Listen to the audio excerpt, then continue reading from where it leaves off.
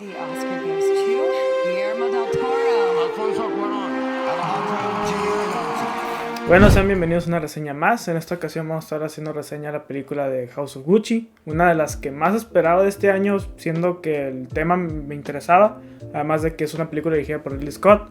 Sin embargo, como se van a dar cuenta en esta reseña, fue el que menos le gustó de los dos, y eso fue una gran sorpresa para mí porque esperaba mucho de esta película.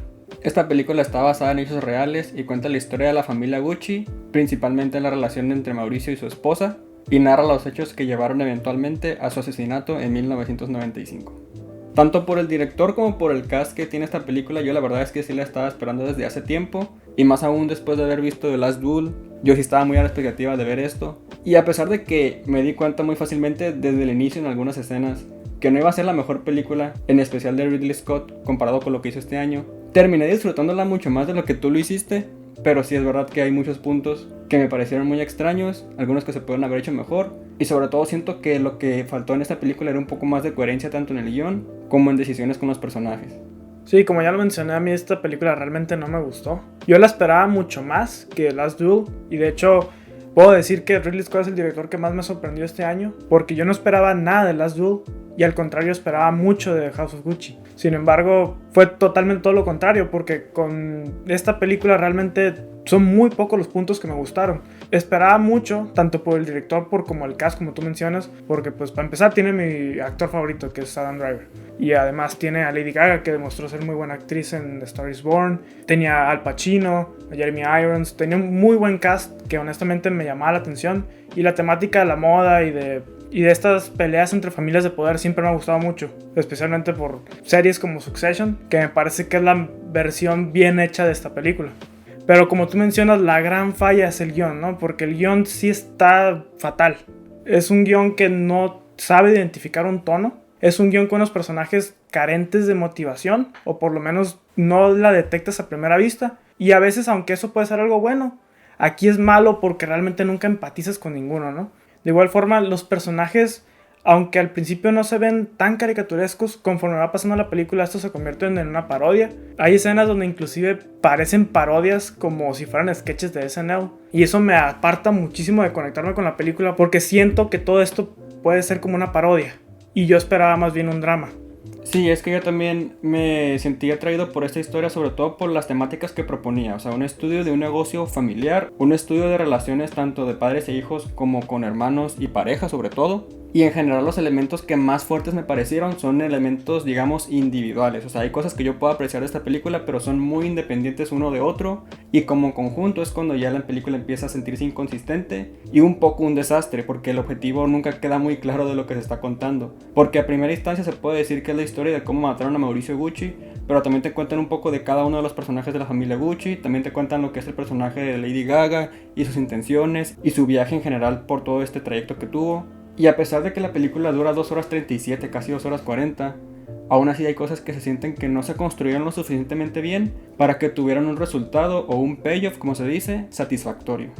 Pero antes de continuar hablando de todas las cosas malas, sí hay cosas buenas, porque la película sí tiene algunas buenas actuaciones. Me parece que Adam Driver lo hace muy bien. Lady Gaga al principio lo estaba haciendo muy muy bien, pero conforme avanza su personaje y por culpa del guión, este personaje parece más de una caricatura. Entonces pues ahí su actuación pierde mucho valor, ¿no?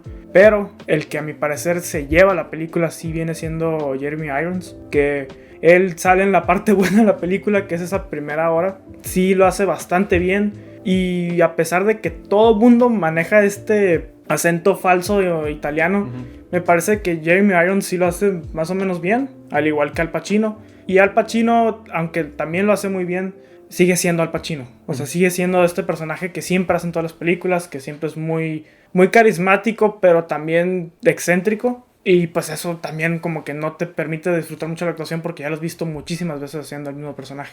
Además de eso, como dices, la primera hora en general me parece muy buena porque te presenta una relación bastante interesante y poco convencional. O sea, la historia de amor entre Mauricio y Patricia al principio resulta bastante curiosa y piensas que va a ir por un lado y termina yendo por otro. y aunque eso podría haber sido interesante para el guión, se pierden muchas cosas y los personajes tienen cambios muy drásticos y algunos no entiendes muy bien sus motivaciones, y por el otro lado otros tienen motivaciones muy exageradas o muy caricaturizadas. Por eso a veces, tanto en las actuaciones como en el guión, se sienten cambios muy repentinos entre lo que es humor, en casos que llega a parecer incluso parodia, luego drama, y luego intentan hacerlo también un poco como thriller, y ahí es donde se pierde un poco realmente el objetivo de la película y por eso se siente un poco difuso el mensaje.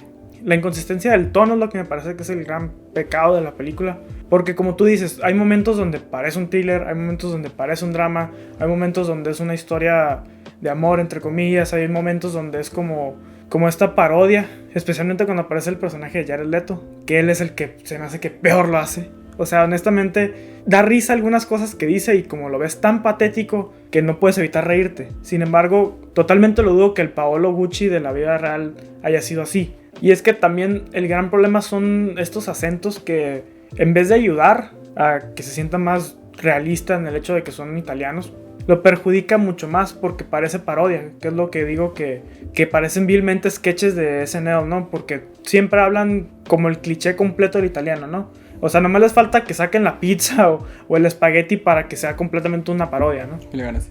Ajá, y que la hagan así. Goodbye 1930s. Hello 80s. ¿Ah? Sí, yo en esa parte sí logro identificar esos puntos que pudieron haber sido manejados mejor, solamente que para mí no fueron un factor que afectara tanto a la experiencia, porque como dije, las disfruté, o sea, a pesar de todas estas fallas, por alguna razón me mantuve entretenido. Eso es algo que sí tiene la película, porque pasan muchas cosas y te cuentan varios personajes, y en sí la historia de los Gucci es bastante interesante simplemente por ser ellos, y también porque está basada en hechos reales. Creo que si estos personajes hubieran sido ficticios y todo esto hubiera sido completamente inventado, no hubiera tenido ni de cerca el mismo interés que presenté cuando la estaba viendo. Creo que eso fue lo que más me ganchó. Pero fuera de eso, muchas cosas que disfruté de esta película sí fueron independientes, como decía. Por ejemplo, lo que dices de Paolo Gucci. La verdad es que sí me daba risa el personaje y las situaciones en las que lo ponían y lo tonto que era. Pero disfrutaba sus escenas nada más por eso. Pero si lo ves en conjunto, global, el personaje dentro de esta historia y en este contexto, ahí es donde ya no va. Ya cuando lo pones en esta película se siente fuera de lugar. Y eso es a lo que yo me refiero cuando digo que hay cosas que me gustan individualmente, pero como conjunto no encaja, no se siente muy fluida el ritmo de la película. Sé que he comparado muchísimas veces esta película con Succession en esta reseña, pero es que vilmente siento que es la comparación más grande que tiene, porque completamente lo que quiere hacer Ridley Scott es lo que hace Succession y lo hace millones de veces mejor.